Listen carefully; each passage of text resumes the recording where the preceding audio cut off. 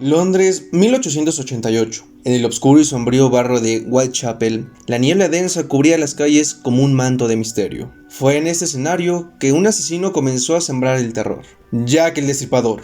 Nadie sabía quién era, pero su presencia era tan real como el frío de la noche. El primer cuerpo fue hallado en agosto, el de Mary Ann Nichols, brutalmente mutilada. No pasó mucho tiempo antes de que otra víctima, Annie Chapman, fuera encontrada. Desfigurada con una precisión de un experto, el asesino parecía tener un macabro conocimiento de anatomía, lo que llevó a los periódicos a bautizarlo como el Destripador. El horror alcanzó su punto máximo cuando, en una sola noche, Elizabeth Stride y Catherine Edwards fueron asesinadas con horas de diferencia. Jack parecía desvanecerse en la niebla, siempre por delante de la policía. Su último acto conocido fue una carta enviada a la policía, firmada como Jack el Destripador. En esta carta dejaba claro que nunca sería atrapado, y así fue.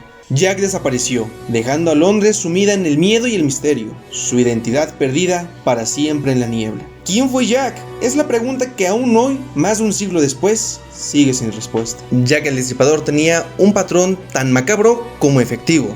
Elegía a sus víctimas entre las mujeres más vulnerables del barrio de Whitechapel, principalmente mujeres de la vida galante que vendían sus caricias en las calles húmedas de la costa East End en Londres. Esas mujeres buscaban una vida mejor, una vida que nunca llegaba. Se adentraban en la noche con la esperanza de sacar algo de dinero para poder subsistir, sin imaginar que se toparían con el asesino más infame de la historia. Bajo el manto denso de la niebla de las calles londinenses y la poca luz que emitían las farolas de gas de aquellas calles, Jack se podía mover con sigilo, para poder efectuar sus más atroces actos hacia estas mujeres. El ataque empezaba de una forma rápida y letal. Degollaba a sus víctimas con un arma cortante, probablemente un cuchillo sumamente filoso, algo que a lo mejor hoy en día conoceríamos como bisturí. Puede ser. Las cortadas eran precisas y eficientes, lo que podía suponer que el asesino tenía conocimientos anatómicos que muy pocas personas en esa época podían tener como información alcanzable. De esta forma, Jack se aseguraba que las mujeres no podían pedir ayuda y ni siquiera pudieran gritar. Así, las dejaba desangrándose en la calle, antes de empezar con el ritual más duro y cruel que él podía hacer, la mutilación. Sus cortes eran tan calculados, especialmente en el abdomen, y en algunos casos extraía algunos órganos de la víctima en señal de trofeo. Todos estos actos desconcertaban a los investigadores. Esa brutalidad post-mortem añadió una capa de terror y de horror que realmente parecía más que un simple asesinato. Tal parece que Jack no solo matara por matar, sino que realmente gozaba del acto de principio a fin, desde que las cazaba, las atacaba y las mutilaba. Para él era un ritual, era su forma de disfrutar el caos. A pesar de esta violencia y de que evidentemente se tomaba su tiempo para realizar todo el ritual, Jack siempre conseguía escapar. Lograba desaparecer entre los callejones angostos y oscuros de las calles de Londres, tal como si él mismo fuera parte de la niebla que después de un tiempo desaparecería. Nadie lo veía, nadie lo escuchaba, y cuando la policía llegaba solo podían encontrar una escena de crimen brutal, hallando los restos de sus víctimas y un charco de sangre que no tenía precedentes. Lo que hacía más aterradora su figura y su presencia es de que él tenía contacto directo con la policía. Sí, él enviaba cartas. Así es que más allá de los asesinatos, tenía una comunicación con las autoridades, aquellas que estaban buscándolo como desesperados. Estas cartas básicamente eran una forma de burlarse de los policías y de dejar muy en claro un mensaje. El mensaje de decir: jamás me van a atrapar. Y por desgracia, así fue. Su tono era sádico y juguetón, como si para él fuera un simple juego. Siempre las cartas las firmaba como Jack el Destripador, o Jack the Ripper, que es en la versión en inglés, un apodo que él elegiría y que el mundo nunca olvidaría. Así, cada noche en Whitechapel se vivía con la certeza de que el Destripador andaba acechando entre la niebla, entre la oscuridad, entre los callejones, y en cualquier momento, si eras mujer, podría ser la siguiente de su lista. Imagina caminar por las mismas calles oscuras que alguna vez vio el terror de Jack el Destripador. La niebla se remolina en tus pies mientras te preguntas qué motiva a una mente a cruzar esa línea, a dejar atrás cualquier vestigio de humanidad para abrazar el caos. Piensas en Jack acechando en la penumbra, eligiendo a sus víctimas con una mezcla de frialdad y precisión. Luego, en tu mente aparece otra figura, tan ficticia como temida: Hannibal Lecter. Dos monstruos separados por la historia, uno real y el otro imaginario, pero cuyas sombras parecen entrelazarse en una danza siniestra. Te preguntas, ¿qué los une más allá del horror? Ambos, Jack y Hannibal, no son simples asesinos. Sus crímenes son un juego perverso de inteligencia. Mientras Jack desaparecía en los callejones tras dejar cuerpos destrozados, Lecter nunca se escondía. al contrario, se enorgullecía de su superioridad intelectual. Los dos actúan con una precisión quirúrgica, lo que sugiere que detrás de la carencia hay una mente analítica y calculadora, que ve a los humanos no como iguales, sino como piezas de un tablero macabro. Jack cortaba y mutilaba, extrayendo órganos como si fueran trofeos. Hannibal hacía lo mismo, pero iba más allá, devorando sus víctimas, no solo para consumir su carne, sino quizás para apropiarse de su esencia. Ambos personajes se sitúan en el límite de lo comprensible. No matan por simple impulso, sino porque algo en su interior los impulsa a trascender el acto físico. Jack tal vez buscaba inmortalizarse en el miedo, dejando su nombre grabado en la historia como una figura inalcanzable. Hannibal, por su parte, disfrutaba el arte del asesinato, con un refinamiento que le da un aire casi místico. Cada uno, a su manera, desafían a quienes intentan cazarlos. La policía nunca atrapó a Jack, y los mejores detectives solo podían seguir el rastro que Lecter dejaba cuando él así lo quería. En sus crímenes, ambos encontraban una especie de poder, un control sobre la vida y la muerte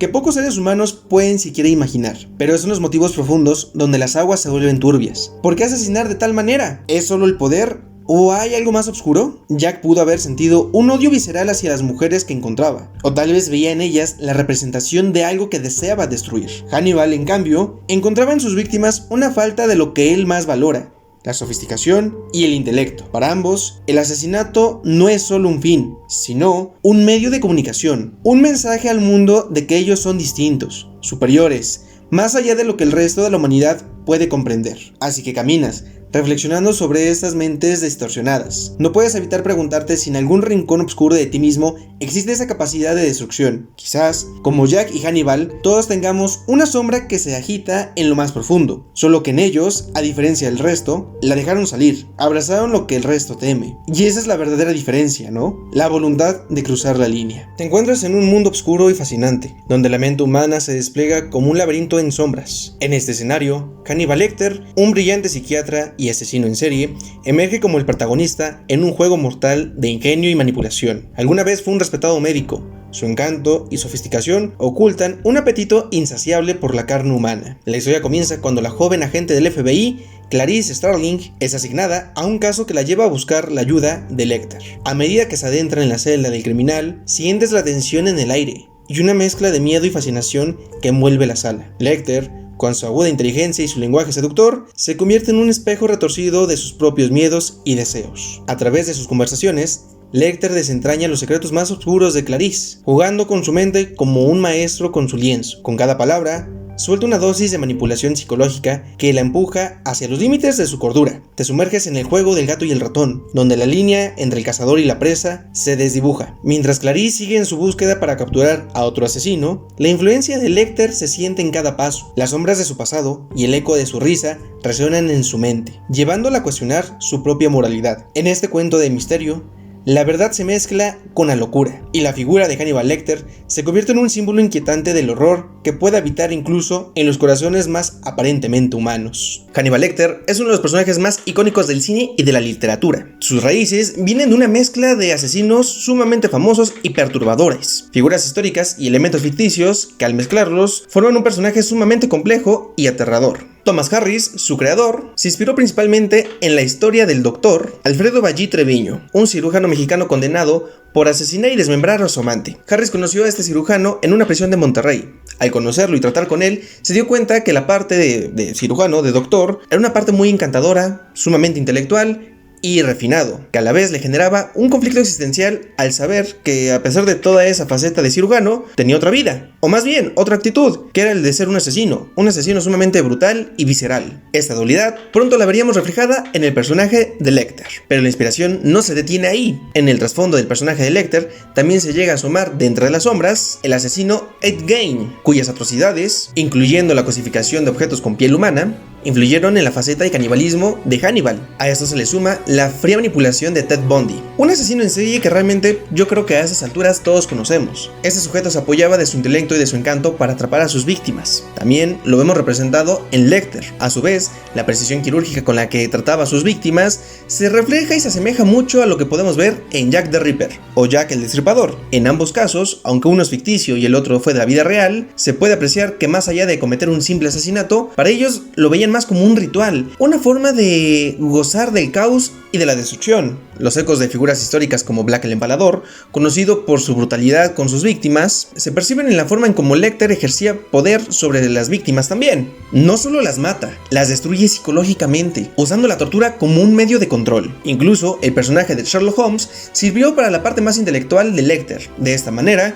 tienes el combo perfecto de un asesino sumamente brutal, que además es caníbal y que además es inteligente y muy intuitivo. Lo malo es que todo este combo de cualidades y habilidades las ocupa para asesinatos, no para resolverlos. Hannibal en esencia es un cúmulo y una amalgama de todos aquellos asesinos que son famosos y venerados a su forma. Una figura que, al igual que Drácula, seduce a sus víctimas para después devorarlas. Tanto en la vida real como en la ficción, los asesinos más brutales siempre encontrarán la forma de retorcer cualquier lógica y orden. Tal parece que están dentro de su naturaleza. Y es en esa línea entre civilización y barbarie donde Hannibal Lecter vive. Un monstruo que nos obliga a mirar hacia un abismo muy oscuro, y por consecuencia a preguntarnos lo siguiente: ¿qué lo separa de nosotros? Si tienes interés en adentrarte más en conocer la historia, las teorías y todo lo relacionado con Jack el Destripador, te recomiendo el siguiente contenido. Si te gusta leer, te puedo recomendar The Untold Lives on the Woman Killed by Jack the Ripper, de Haley Rubenholt. O si eres más de series o películas, te puedo recomendar también esto. De películas, From Hell, de 2001, protagonizada por Johnny Depp, y Murder by Tricky, de 1979, que presenta a Sherlock Holmes investigando los crímenes de Jack the Ripper. Si te gusta ver series, entonces te recomiendo Ripper Street, de 2012 a 2016. La puedes encontrar en Amazon Prime, pero la tienes que rentar. Si por alguna extraña razón tú cuentas con el servicio de streaming de la BBC